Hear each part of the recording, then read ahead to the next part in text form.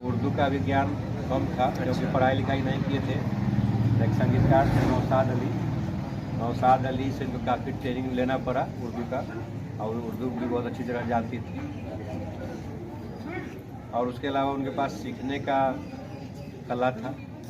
संगीत बहुत अच्छी तरह से सीखती थी, बहुत समय देती थी। भारत के वैसे शख्सियत में से थे जिनकी तुलना में आज कोई व्यक्ति है ही नहीं।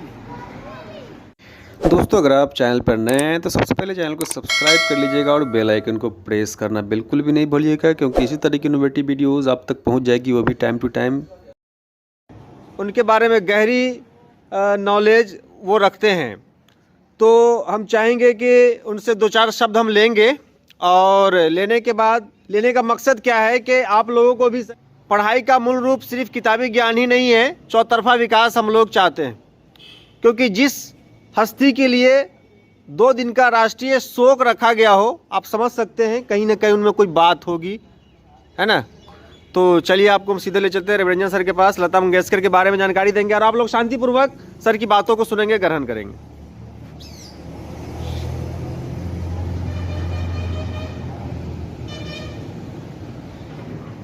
बोलिए। लता मंगेशकर का जन्म 28 सितंबर 1929 को इंदौर में हुआ। इंदौर जो मध्य प्रदेश में अभी है। उसके बाद इनका पूरा परिवार चला गया मुंबई। इनके पिता शास्त्रीय संगीतकार थे, हृदयनाथ मंगेशकर। और ये 4 बहन, लता मंगेशकर 4 बहन और 1 भाई। और 1942 में इनके पिता का देहांत हो गया। लगभग 13 वर्ष की उम्र से ही ये अपना परिवार चलाना शुरू कर दिए। और इनकी प्रारंभिक शिक्षा दीक्षा घर पर भी हुई और संगीत के साथ हुई। वे मात्र 2 दिन विद्यालय गए। उसके बाद 5 साल की उम्र से ही गाना गाना शुरू कर दिए थे घर पर। और 13 साल की उम्र में कुछ मराठी फिल्मों में काम किया, कुछ स्टेज प्रोग्राम किया। और लगभग 36 भाषाओं में लता जी ने अपना गीत गाया है। और 1974 में इनका गिनीज ऑफ वर्ल्ड रिकॉर्ड में नाम आया। इसके अलावा सबसे पहले हिंदी फिल्म 1949 में महल में जो ये गाना गाई, उसके बाद इनका नाम विख्यात हुआ भारत में। और उसके बाद इन्होंने कभी पीछे मुड़कर नहीं देखा। आज लता मंगेशकर हमारे बीच नहीं है, लेकिन इनका नाम, इनका संगीत अमर है। और जब तक यह दुनिया रहेगी तब तक लता जी का संगीत या उनका गाना चलता रहेगा। और छोटे बच्चे से लेकर बूढ़े तक सभी लता जी के प्रशंसक हैं, ये गाना को सुनते हैं। और इन्होंने कभी खराब गाना नहीं गाया। जो इनके मन के लायक जो सुंदर गाना था वही गाना गाती थी। और बहुत कभी कभी क्या होता था कि दिन भर गाना गाते गाते इनको खाना खाने का समय नहीं मिलता, चाय बिस्किट या कभी कभी पानी पी कर के दिन भर हो जाती। काफ़ी संघर्ष किया इन्होंने फिल्मी जगत में। और आज हमारे बीच ये नहीं है। भगवान इनकी आत्मा को शांति दे। हमारे संगीतकार थे, ये संगीतकार थे मोहम्मद, कुछ नाम था उनका। उनके कहने पर इनको पहले फिल्म में गाना गाने के लिए मौका मिला। बहुत लोगों ने कहा कि इनकी आवाज़ बहुत पतली है, हाँ ये नहीं चलेंगे, लेकिन नहीं, उसको बताया गया। शशिधर थे एक मुखर्जी डायरेक्टर, वो कहे कि आवाज़ बहुत पतली है, लेकिन वही मोहम्मद साहब के कहने पर इनको ब्रेक मिला। और उनको उर्दू का भी ज्ञान कम था क्योंकि पढ़ाई लिखाई नहीं किए थे। एक संगीतकार थे नौशाद अली। नौशाद अली से इनको काफ़ी ट्रेनिंग लेना पड़ा उर्दू का, और उर्दू भी बहुत अच्छी तरह जानती थी।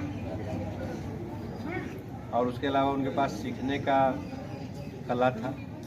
संगीत बहुत अच्छी तरह से सीखती थी, बहुत समय देती थी। अगर जो गाना इनके मन में नहीं बैठता था वह गाना नहीं गाती। अच्छा, जो इनके लायक गाना था वही गाना गाती। कभी कंप्रोमाइज उन्होंने नहीं किया। तो बहुत ज़्यादा खुशी हुई सर आपसे बात करके। मालिक उनकी आत्मा को शांति दे।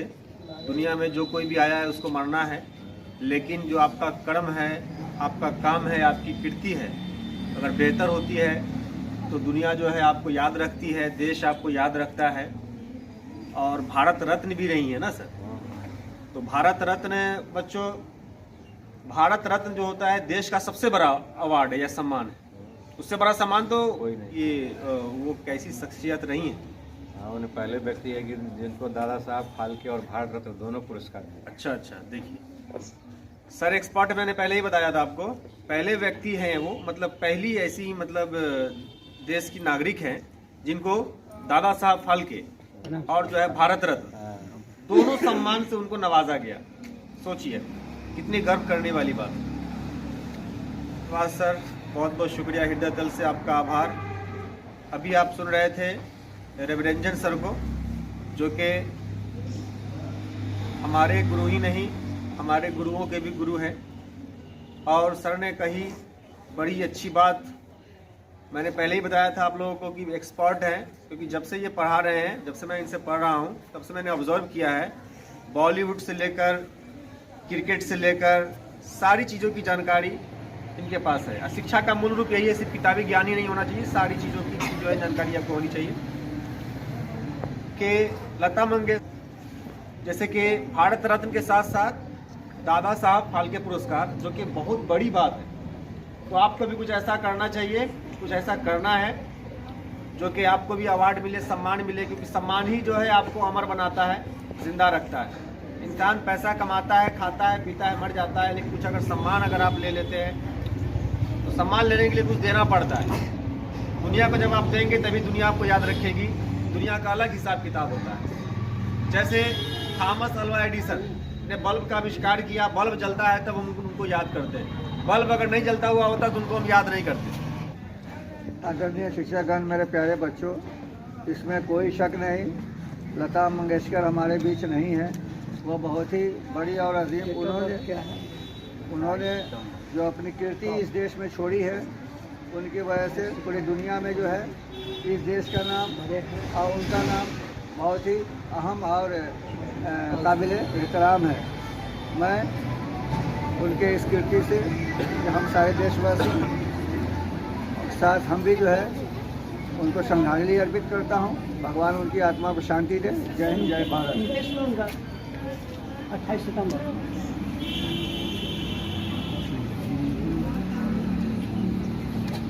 चलिए मैं आपको सीधे ले चलता हूँ आचार्य महानंद तिवारी सर, जो कि हमारे गुरुओं के भी गुरु हैं। उनसे हम जानेंगे उनके बारे में। चर्चा उन्हीं के बारे में होती है दुनिया में, जो कुछ लोग भी दुनिया को देख कर जाते हैं। Please sir. आज जो बिहार सरकार विद्यालय खोली है, इसके लिए प्रशंसा करते हैं,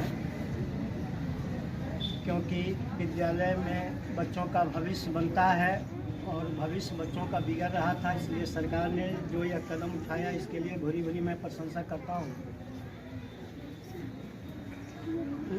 लता मंगेशकर का जन्म 28 सितंबर 1929 को हुआ और उनका देहांत 6 फरवरी 2022 को हुआ। लता जी भारत के वैसे शख्सियत में से थे जिनकी तुलना में आज कोई व्यक्ति है ही नहीं। उनको जो दादा साहब फाल्के पुरस्कार मिला, या वो मनोनीत एमपी थे, राष्ट्रपति के द्वारा उन्हें मनोनीत किया गया, उन्हें जो भी पुरस्कार दिया गया, मैं समझता हूं कि उनके शख्सियत और काबिलियत के अनुसार से कम पड़ रहा है। अगर इससे भी बड़ा कोई पुरस्कार होता तो उन्हें मिलना चाहिए। उनकी जो संगीत की जानकारी थी, उन्होंने इस दुनिया को जो संगीत देकर गए हैं, उसकी तुलना अभी तक तो कोई कर नहीं सकता है। बाद में क्या होगा ये तो मैं नहीं जानता, लेकिन जब से ये दुनिया चल रही है तब से अभी तक वो अतुलनीय व्यक्ति रहे हैं। उतना अच्छा संगीत देश को देकर के वो गए कि अगर उनकी जितनी भी प्रशंसा की जाए कम है।